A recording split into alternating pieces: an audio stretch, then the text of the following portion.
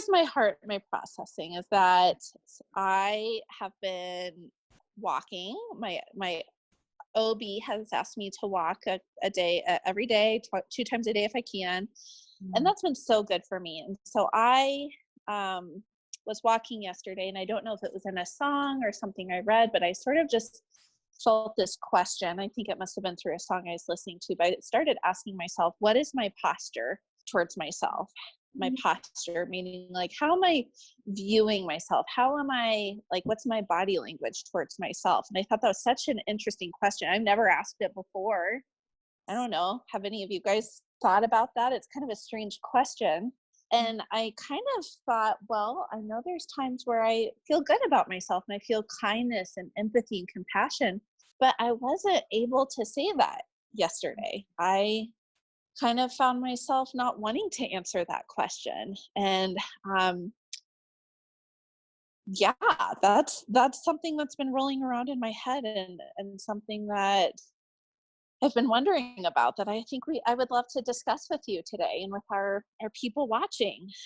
Oh, Allison, I just love that question. And I know talking a little bit earlier, a similar experience yesterday for me, almost getting scammed and realizing afterwards just how fragile I was feeling afterwards, and just kind of taking inventory of overall just how fragile I think a lot of us are feeling right now. And the idea of self-compassion came to mind for me, and just what what does it look like for me to hold self-compassion for myself right now in this fragile state? Because as you know, and I think a lot of us know, we can be our own worst critics and so hard on ourselves when we're feeling uncomfortable or when we're feeling fragile. And I just, yeah, that idea of what's the posture towards myself came up for me as well. So I think there's something to this, Allison. I think we should go with it.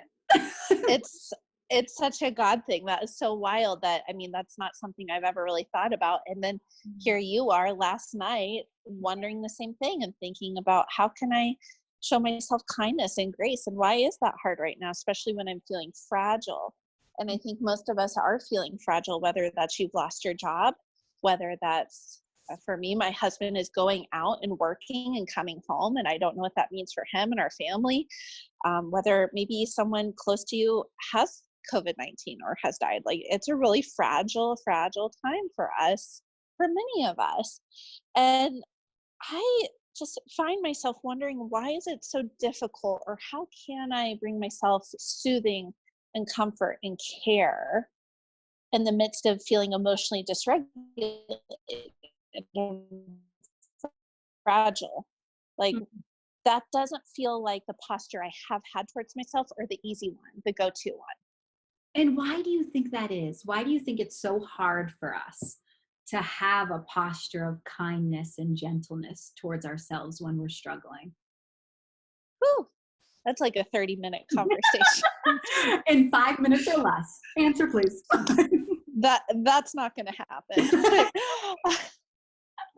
I think for one, if you have been in Christian culture for any amount of time, I think that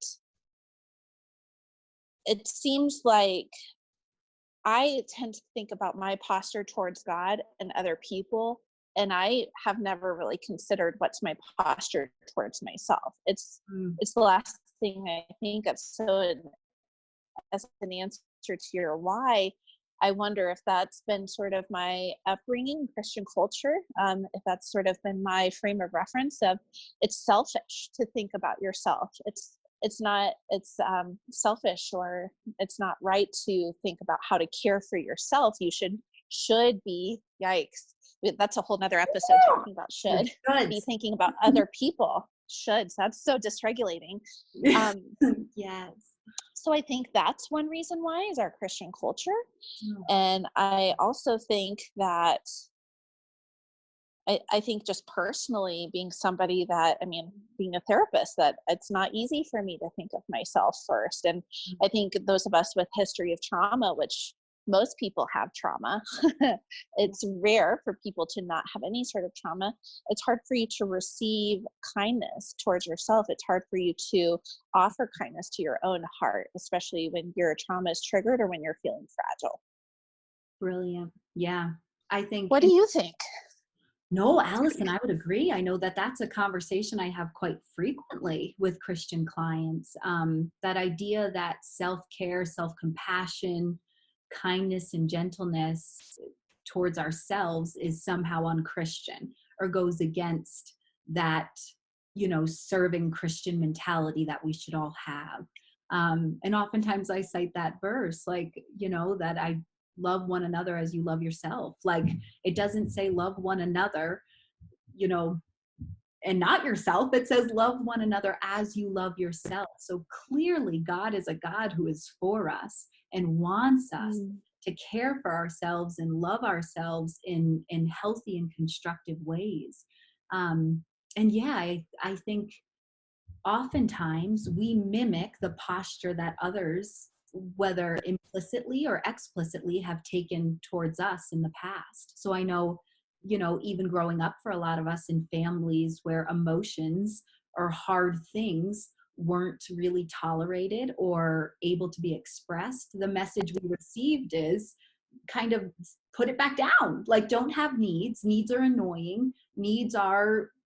They get in the way, they're intrusive, they're disruptive, and therefore we start mimicking that posture towards ourselves.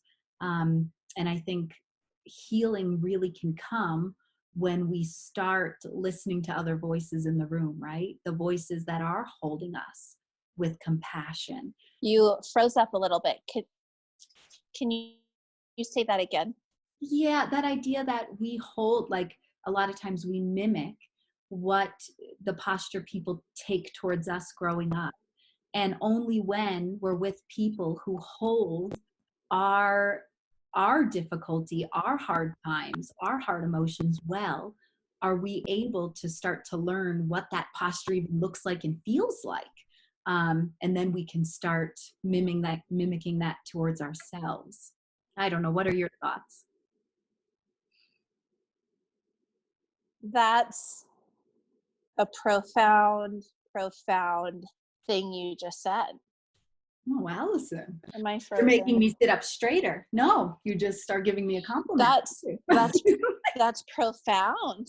I think that's everything. I believe that strongly, and I can see that in my client's life. And I think what you said, I think every adult client I've ever worked with has a hard time, if they've been raised or spent time in the Christian culture, to love other people as they love themselves. And if you haven't experienced as a child someone allowing you to have negative emotions that are negative, uncomfortable emotions, Yep. have that be safe and okay, then we become judgmental and critical.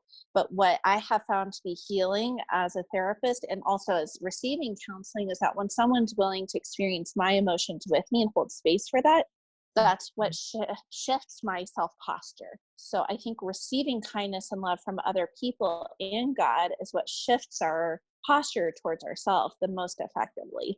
Oh, absolutely.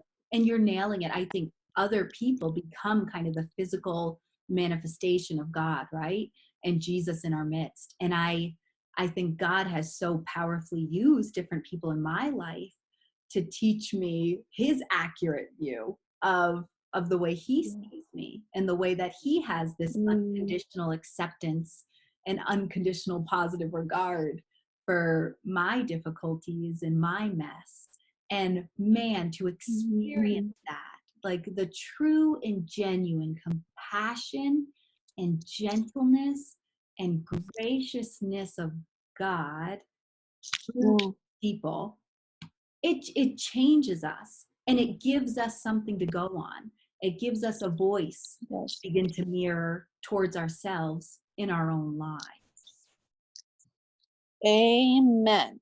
Amen to that. That is right on.